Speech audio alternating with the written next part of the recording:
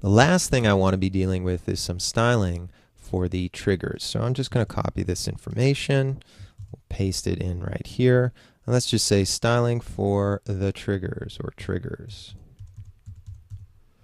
Okay.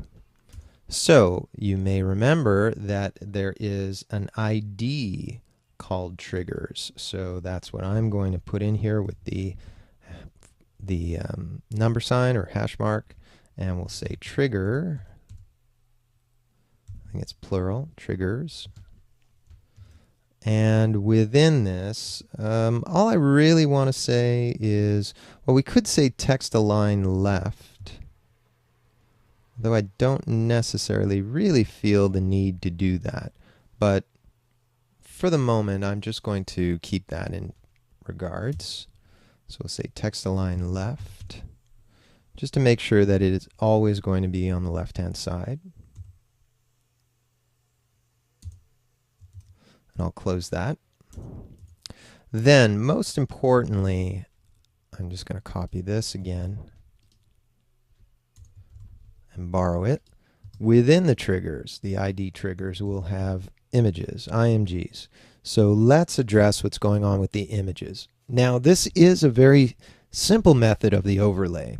So one of the things that you'll notice is that the overlay itself is in a fixed amount, fixed pixels. So you got to be a little bit more careful about which images you're putting in there, and it's not as flexible as another method might be.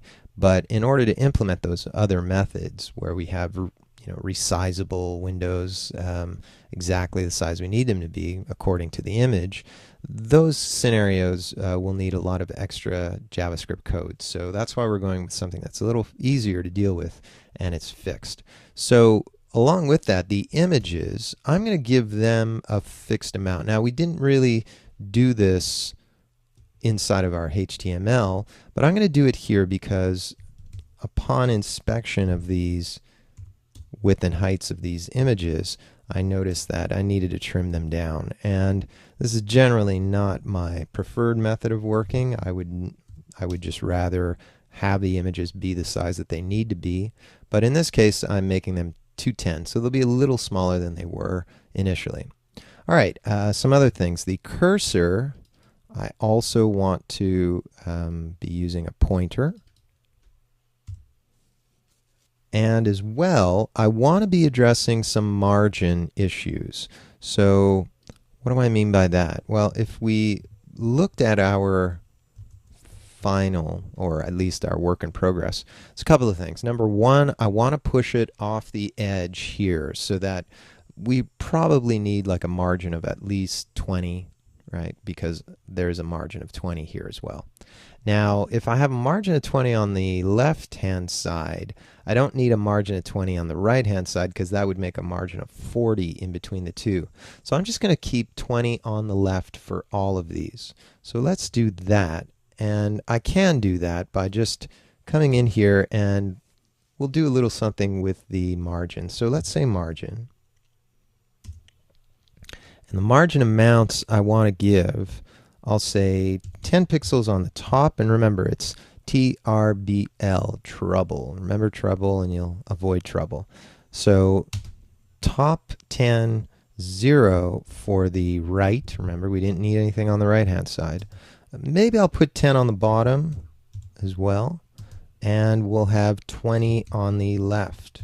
Remember, we need to push it over onto the side.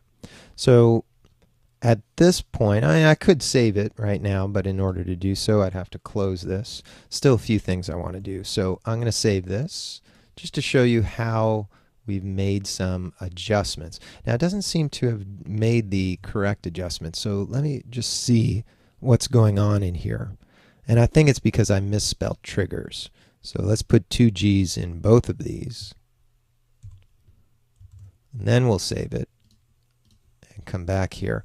Aha, beautiful. So a little bit of space on the top and the bottom, but 20 on the left-hand side of each of these images. So it's going to fit it in nicely with what we're doing right here.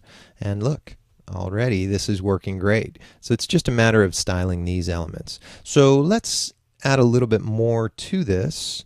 For example, I'm going to include maybe a background color. We'll give it a little bit of a sort of a border of sorts, right? So look, if we give it a background color, I'm going to say, well, let's just say white. It's fine. All right, and along with that, I'm going to include a border.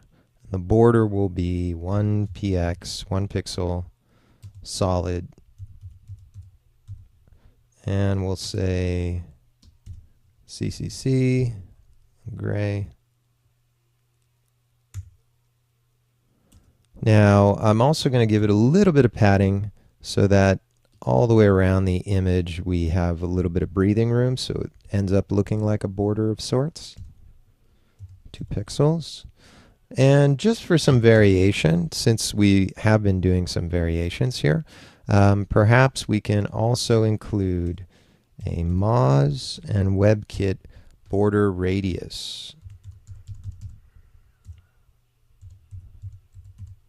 And that border radius, I don't know, let's say 4 pixels. So I'm going to copy this information, and we'll just include the WebKit amounts as well.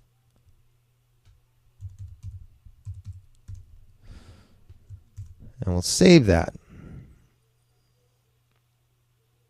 So at this particular moment in time, I think we've got everything we need. So let's preview this, and I'll save it first, and then we'll preview it and check it out. Now we've got a nice little rounded edge. It's a little white border around these things, and because I've got the sizes worked out a little bit better, I think we have enough size for all of these things to fit quite well.